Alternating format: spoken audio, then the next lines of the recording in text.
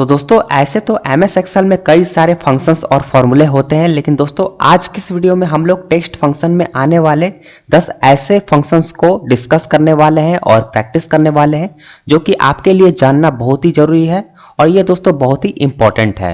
दोस्तों अगर मान लीजिए आप बहुत सारा ऐसे जॉब्स हैं जिसमें आप एमएस एक्सेल का यूज कर रहे हैं, तो वहां पर दोस्तों ये कुछ ऐसे फंक्शंस मैंने लिए हुए हैं, डिस्कस आज मैं करने वाला हूं जो कि इसका यूज आपको जरूर पड़ेगा। ठीक है, तो चलिए वीडियो को शुरू करते हैं। वीडियो अगर पसंद आए तो वीडियो को लाइक, चैनल को सब्सक्राइब जरूर कर लीजिएगा।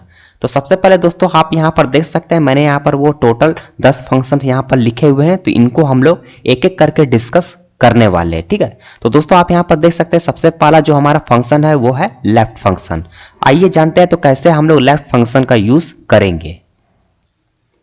तो आप दोस्तों यहाँ पर देख सकते हैं मैंने यहाँ पर लर्न एक्सेल इजली एक टेक्स्ट लिखा हुआ है। मान लीजिए दोस्तों इसमें से जो टेक्स्ट है इसमें से मुझे लर्न को अलग करना है, तो लर्न हमारा लेफ्ट साइड में है, तो इसको दोस्तों हमारे दूसरे सेल में इसको हमको अलग करना है। तो इसके लिए हम लोग क्या करेंगे, हम लोग लेफ्ट फंक्शन चलाएंगे। तो इसके लिए दोस्तों हम लोग को फॉर्मूला टाइप करना है इक्वल लेफ्ट। ठीक है, इसके बाद दोस्तों आपको ब्रैकेट को ओपन कर लेना है। इसके बाद दोस्तों जो सेल से आपको लेफ्ट वर्ड को अलग करना है उसको आप सेलेक्ट कर लीजिए। तो देखिए ये सेल जो हमारा है वो है D4। ठीक है, इसके बाद दोस्तों आप यहाँ पर कॉमा देंगे। अब दोस्तों यहाँ पर देख सकते हैं लेफ्ट साइड में जो आपको कितना जो कैरेक्टर है उसको आपको काउंट करना है और उसको अलग करना है। तो यहाँ पर दोस्तों जो हमारा लर्न है वो 5 कैरेक्टर में है। ठीक है, तो यहाँ पर हम लोग टाइप कर लेंगे 5।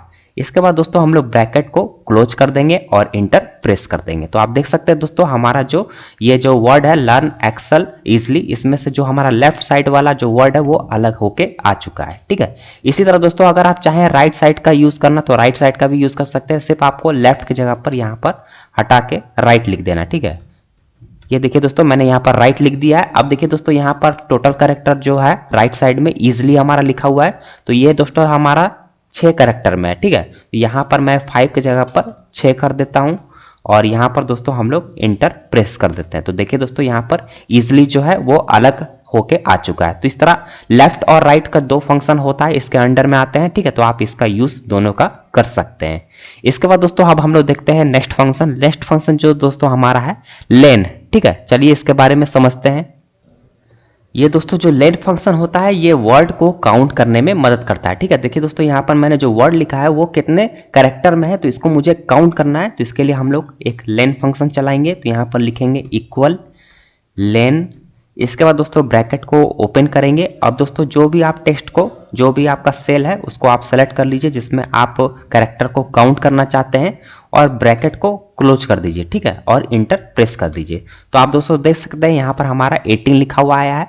अब दोस्तों जो ये कैरेक्टर को काउंट करेगा ये स्पेस को भी साथ में ही काउंट करेगा। ठीक है, तो ये दोस्तों हमारा 18 कैरेक्टर था लर्न एक्सेल इजली, तो यहाँ पर काउंट होके आ चुका है। ठीक है, तो चलिए अब हम लोग देखते हैं नेक्स्ट दोस्तों जो हमारा है वो है मिड फंक्शन। ठीक है, तो आइए मिड फंक्शन के बारे में समझते हैं। अब मिड फंक्शन का जो दोस्तों यूज है वो मिडिल में जो हमने यहाँ वर्ड लिखा हुआ है एक्सेल, इसको अलग करने के लिए किया जाता है। ठीक है, जैसे अभी मैंने लेफ्ट और राइट का दिखाया था, इसी तरह मिड फंक्शन का हम लोग को यहाँ पर यूज करना है जिसमें हम लोग को बीच वाले वर्ड को अलग करना है। तो इसके लिए दोस्तों हम लोग यहाँ पर फॉर्मूला चलाएंगे इक्वल। इसके बाद दोस्तों हम लोग यहाँ लिखेंगे मिड। इसके बाद दोस्तों हमने यहाँ पर ब्रैकेट को ओपन करेंगे। अब दोस्तों हम लोग को जो सेल है उसको सेलेक्ट कर लेना है। ठीक है, और सेलेक्ट करने के बाद दोस्तों अब हम लोग को देखिए यहाँ पर कॉमा एक डालना है और कॉमा डालने के बाद दोस्तों यहाँ पर जो हमने कैरेक्टर लिखा हुआ है वो कितने का है, तो यहाँ पर देखिए दोस्तों लर्न जो है वो हमारा 5 है। इसके बाद दोस्तों बीच में स्पेस हो गया 6 और एक्सेल जो हमारा स्टार्ट हो रहा है वो 7 से स्टार्ट हो रहा है। ठीक है, तो हम लोग यहाँ पर टाइप कर देंगे 7। अब दोस्तों यहाँ फिर से हम लोग को क्या देना है, कॉमा देना है। कॉमा देने के बाद दोस्तों एक्सेल के बाद हमने कितना कैरेक्टर को यूज करना है, तो एक्सेल हमारा 1 2 3 4 5 कैरेक्टर में है, तो हम लोग यहाँ पर 5 टाइप कर लेंगे। ठीक है, और ब्रैकेट को आपको क्लोज कर देना है। ठीक है दोस्तों, एक बार आप फिर से समझ लीजिए। सबसे पहले दोस्तों हमने यहाँ पर टाइप किया इक्वल मिड, इसके बाद ब्रैकेट ओपन, इसके बाद जो सेल से हम लोग को मिड वाला वर्ड अलग करना है उसको हमने सेलेक्ट किया तो D4 आया। इसके बाद दोस्तों हम लोग को कॉमा देना है। इसके बाद दोस्तों हमने यहाँ 7 लिखा है, तो यहाँ पे जो कैरेक्टर है लर्न हमारा 5 कैरेक्टर है, इसके बाद स्पेस दे के 6 है। इसका जो एक्सेल है वो 7 कैरेक्टर से स्टार्टिंग हुआ, तो इसलिए हमने यहाँ पर 7 लिखा। और टोटल एक्सेल के बाद हमने कितना कैरेक्टर का यूज करना है उसको, वो दोस्तों हमारा जो एक्सेल जो कैरेक्टर था वो 5 था, तो हमने यहाँ 5 लिख दिया। ठीक है, अब दोस्तों सिंपली हम लोग यहाँ पर इंटर प्रेस कर देंगे तो देख सकते हैं दोस्तों, और जैसे हमने इंटर प्रेस किया तो यहाँ एक्सेल लिखा हुआ आ गया। ठीक है, तो इस तरह मीट फंक्शन का आप यूज कर सकते हैं। अगर दोस्तों मान लीजिए यहाँ पर मैं 5 को हटा के, ठीक है, और यहाँ थोड़ा मैं आगे बढ़ा देता हूँ, जैसे मान लीजिए 5 और स्पेस 6 और ये 7। ठीक है, तो इजिली तक मैं आ जाता हूँ। तो यहाँ दोस्तों मैं टाइप कर देता हूँ 7 और 7 टाइप करने के बाद यहाँ इंटर प्रेस कर देता हूँ तो देख सकते दोस्तों यहाँ एक्सेल और इजिली का ई भी यहाँ पर आ चुका है। ठीक है, तो जितना कैरेक्टर को आप ऐड करना चाहें तो यहाँ से आप फंक्शंस को उसको जो आपका ये जो नंबर्स है स्पेस का जो कैरेक्टर है उसको आप यहाँ पर बढ़ा दीजिए तो ये आपका वहाँ तक आ जाएगा। ठीक है, तो चलिए अब हम लोग देखते हैं नेक्स्ट जो दोस्तों हमारा है वो है फाइंड फंक्शन। तो आइए इसको समझते हैं। तो दोस्तों जो फाइंड कैरेक्टर का जो यूज है, जो फाइंड फंक्शन का यूज है, उसके लिए दोस्तों हम लोग क्या करेंगे, मान लीजिए दोस्तों ये जो हमारा कुछ वर्ड जो हमने लिखा हुआ है इसमें से दोस्तों हम लोग को एक पोजीशन को फाइंड करना है कि जो हमारा ये जो एक्सेल लिखा हुआ है वो किस पोजीशन किस कैरेक्टर नंबर पर आता है। तो इसके लिए दोस्तों हम लोग यहाँ पर टाइप करेंगे इक्वल फाइंड, इसके बाद ब्रैकेट को ओपन करेंगे। इसके बाद दोस्तों हम लोग को डबल इन्वर्टेड कॉमा को ओपन करना है। ठीक है, डबल कोट्स भी आप इसको बोलते हैं। इसके बाद दोस्तों जो भी आपको कैरेक्टर फाइंड करना है जो भी पोजीशन पे, मान लीजिए मुझे एक्सेल को फाइंड करना है कि एक्सेल जो हमारा स्टार्टिंग हो रहा है वो किस पोजीशन पर है, तो हम लोग यहाँ पर लिखेंगे एक्सेल। ठीक है, इसके बाद दोस्तों हम लोग डबल इन्वर्टेड कोट्स को ऑफ करेंगे। इसके बाद दोस्तों हम लोग क्या करेंगे, एक यहाँ पर दोस्तों कॉमा देंगे और कॉमा देने के बाद दोस्तों हम लोग को सेल को सेलेक्ट कर लेना है। ठीक है, इसके बाद ब्रैकेट को क्लोज कर देना है और सिंपली दोस्तों इंटर प्रेस कर दीजिए। ठीक है, तो इंटर प्रेस करने के बाद देखिए दोस्तों जो हमारा रिजल्ट आया है वो है 7। तो आप देख सकते हैं जो 7 कैरेक्टर जो हमारा है वो आप देखिए ये लर्न है, ये 5 कैरेक्टर है, बीच में स्पेस 6 है और जो एक्सेल जो स्टार्ट हो रहा है वो 7 कैरेक्टर से स्टार्ट हो रहा है। ठीक है, तो देखिए यहाँ पर जो 7 कैरेक्टर है वो यहाँ पर जो 7 पोजिशन है वो यहाँ पर निकल के आ चुका है। ठीक है, तो इस तरह करके आप फाइंड कर सकते हैं कि आपका कौन सा वर्ड कौन सा पोजिशन पे है। ठीक है, चलिए अब देखते हैं नेक्स्ट दोस्तों जो हमारा है वो है प्रॉपर। ठीक है, तो आइए इसको समझते हैं। प्रॉपर का दोस्तों जो प्रॉपर फंक्शन का यूज है उसको दोस्तों हम लोग क्या करते हैं, मान लीजिए दोस्तों आपने जब टाइपिंग करते वक्त जो भी है वो सारे स्मॉल लेटर में लिख दिया है। ठीक है, तो आपको पता है कि जब भी हम लोग कोई भी लेटर लिखते हैं फर्स्ट का लेटर तो वो कैपिटल में होता है, फिर उसके बाद स्मॉल में होता है। तो इस तरह दोस्तों अगर मान लीजिए टाइपिंग में गलती हो जाती है तो आपको ये प्रॉपर फंक्शन का आप यूज कर सकते हैं। ठीक है, तो इसके लिए दोस्तों आप क्या करेंगे, इक्वल, उसके बाद लिखेंगे प्रॉपर। ठीक है, प्रॉपर लिख लिया। इसके बाद दोस्तों हम लोग ब्रैकेट को ऑन करेंगे। इसके बाद दोस्तों हम लोग को सेल को सेलेक्ट कर लीजिए। ठीक है, जो भी जिस सेल में आप जो भी सेलेक्ट किए हैं उसको आप सीधा करना चाहते हैं। ठीक है, उसका जो आपका कैपिटल स्मॉल है उसको सीधा करना चाहते हैं और उसके बाद दोस्तों ब्रैकेट को यहाँ से क्लोज कर दीजिए और इंटर प्रेस कर दीजिए। अब देखिए दोस्तों यहाँ पर जो हमने लिखा है लर्न एक्सेल इजली, यहाँ पर दोस्तों ये सही हो गया। ठीक है, लर्न एक्सेल इजली मतलब जो कैपिटल लेटर जो शुरू का फर्स्ट लेटर है वो बड़ा हो गया, बाकी सब छोटा है। ठीक है, तो इसका यूज आप इसके लिए कर सकते हैं, प्रॉपर फंक्शन का यूज। ठीक है, आइए देखते हैं नेक्स्ट दोस्तों जो है वह हमारा है रिपीटिशन, है ना, जिसको हम लोग REPT बोलते हैं। ठीक है, तो आइए इसको समझते हैं कि इसको कैसे यूज करना है। इसका यूज दोस्तों हम लोग जो करते हैं वो वर्ड को दोबारा रिपीट करने के लिए किया जाता है। देखिए मान लीजिए यहाँ लर्न एक्सेल इजली लिखा है, मुझे इसको दोस्तों 2 बार लिखना है। तो इसके लिए दोस्तों हम लोग जो फंक्शन चलाएंगे इक्वल REPT। ठीक है, इसके बाद ब्रैकेट को ओपन करेंगे। इसके बाद दोस्तों जो सेल है जिसको आप रिपीट करना चाहते हैं जो भी वर्ड को उसको आप सेलेक्ट कर लीजिए। इसके बाद दोस्तों अब हम लोग को यहाँ पर कॉमा देना है। अब दोस्तों इसको आप कितना बार रिपीट करना चाहते हैं, तो मान लीजिए दोस्तों मैं यहाँ पर अभी 2 बार रिपीट करना चाहता हूँ तो मैंने यहाँ 2 लिखा।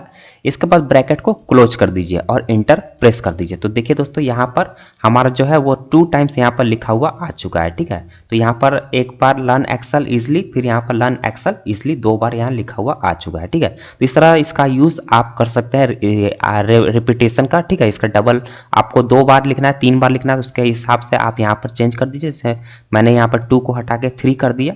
ठीक है, और यहाँ पर हम लोग इंटर प्रेस करते हैं तो देखिए ये हमारा 3 बार हो गया। ठीक है, तो इस तरह दोस्तों आप इसका यूज रिपीटेशन का कर सकते हैं। चाहिए देखते हैं नेक्स्ट दोस्तों जो हमारा है वो है ट्रिम फंक्शन। ठीक है, तो आइए ट्रिम फंक्शन को समझते हैं।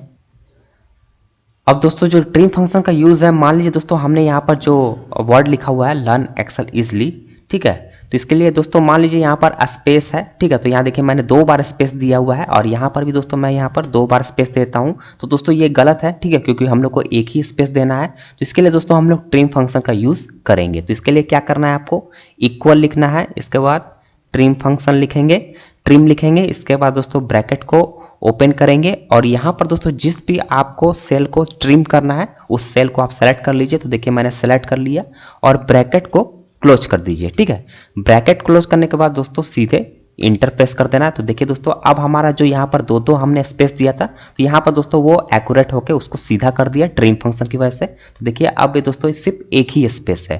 तो इस तरह करके दोस्तों आप ट्रिम फंक्शन का यूज कर सकते हैं। इसके बाद दोस्तों हमारा जो नेक्स्ट है वो है अपर फंक्शन, ठीक है।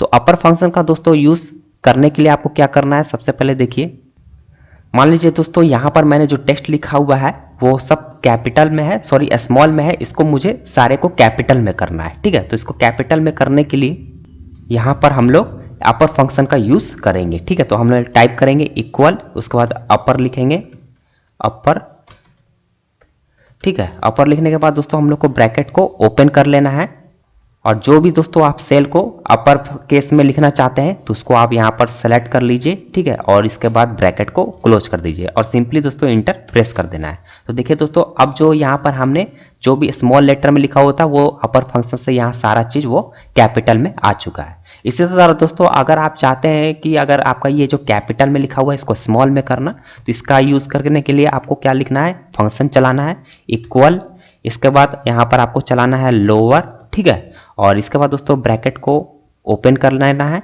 और सेल को सेलेक्ट कर लीजिए। मान लीजिए हम लोग को इसको स्मॉल लेटर में लिखना है, ठीक है, और इसके बाद ब्रैकेट को क्लोज कर लेना है और इंटर प्रेस कर देना। तो देखिए दोस्तों फिर से हमारा ये स्मॉल लेटर में हो गया। तो अपर और लोअर ये दो हमारा जो फंक्शन है इसका आप इस तरह यूज कर सकते हैं, ठीक है। तो आइए देखते हैं नेक्स्ट जो दोस्तों हमारा है वो है सब्स्टिट्यूट। तो आइए इसको समझते हैं।